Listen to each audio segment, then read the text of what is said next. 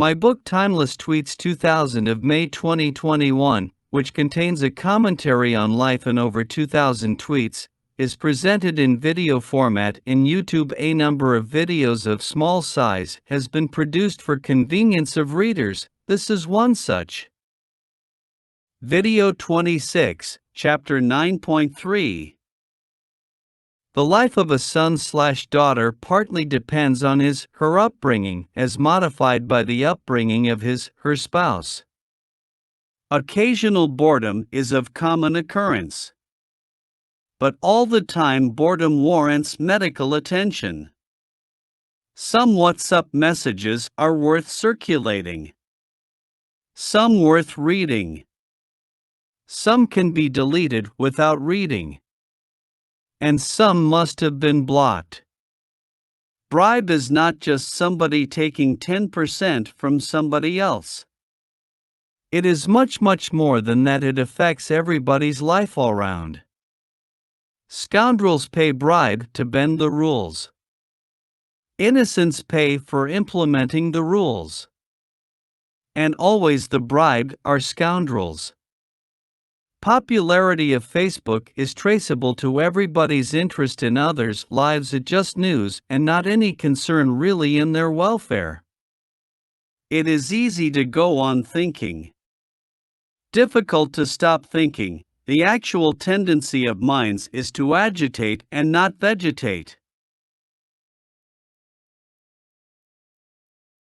Fundamental points of momentous importance concerning welfare of public are raised in PIL only by little-known persons.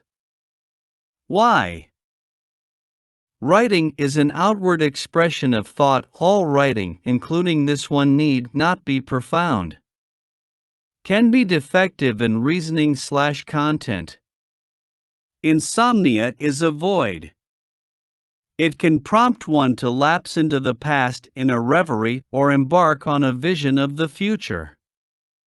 Have cash deposits, bonds worth lakhs of fine, but with net/mobile banking you can be right in the middle of the road anytime. Internet banking is convenient but risky. Mobile banking is more convenient and more risky. If you carry cash and are waylaid, you lose cash only. If you carry mobile banking, you lose all your bank balance also. In those days, bank accounts were safer than carrying cash. But now lo! Now internet banking has raised doubts.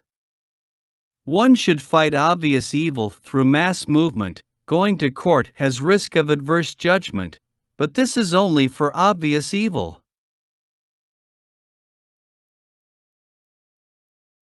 Some believe that corruption cannot be eliminated without eliminating a few corrupt to start with. Every voter must feel and act as if he is casting a deciding vote, and not vote aimlessly or on momentary impulse.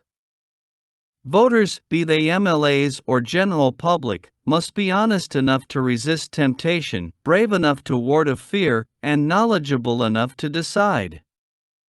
Only a movement can achieve results in politics, not random jokes in social media. With corruption in an exhaustive manner, showing how adversely it affects all, is necessary and urgent. If A bribes B, it is no private affair. A will try to make up for his loss by adjustment in quality of his product or service. Consideration for others is a fine sentiment, not a sign of weakness. It is vain to contend, as some people do, that if everybody is selfish, then interests of everybody will be automatically taken care of. When equitable solutions are not readily visible or none viable, tendency is to resort to less fair but more workable solutions. Websites should publish the 123 connotation for their customer care phone. This will save time all round. Even emergency calls then possible. In a weak moment I gave details to a bank fraudster. Then realized Tried contact customer care. They played usual 1 2 3 game and money was lost in the meantime in a minute. Great ideas do not strike out of intense thinking, they spring when there is a pause. God is realizable not when all the senses available for man launch a feverish search, but only when these senses close shop for a second. Respect for money is okay. Represents value for service/product. But respect for its owner as a natural derivative is not so well founded. It is great to be no one, but in the nature of things this can summon slip for no fault of yours. Worth a retry. No cause for dejection/despair. Instruments must be sensitive to the extent necessary. If less, will be of no use. If excessive, will be a positive nuisance. Self-interest is interest in self, selfishness is interest in self only. Public interest propels the impulse to plead for others unasked, with no returns in mind. Accommodation in relationships must not be prompted by only quid pro quo considerations, should transcend all that. Humility adds luster to intelligence, arrogance blunts the shine.